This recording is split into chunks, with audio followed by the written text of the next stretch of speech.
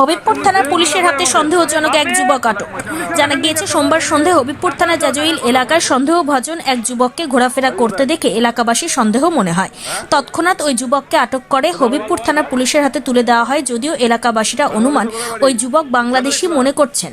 হবিবপুর থানা পুলিশ সূত্রে জানা গিয়েছে ওই যুবকের কাছে একটি মোবাইল ফোন ও একটি বাংলাদেশের সিম ও একটি ইন্ডিয়ান সিম পাওয়া গিয়েছে, যদিও ওই যুবকের নাম ঠিকানা এখনো পর্যন্ত পাওয়া যায়নি।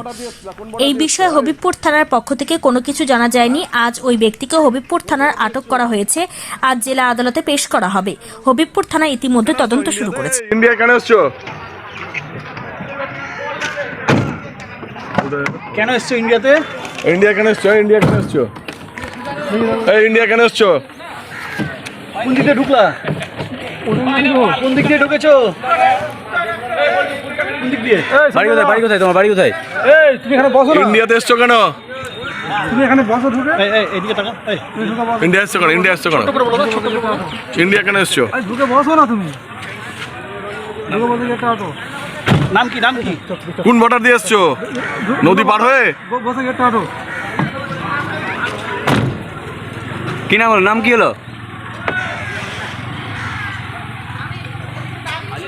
নাম কি? নাম?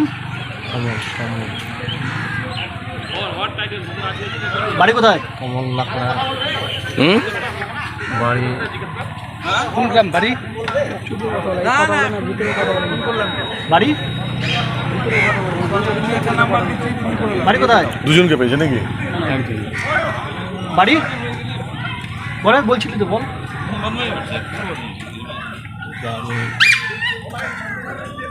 কোথায় রে? বাড়ি কোথায়? হ্যাঁ?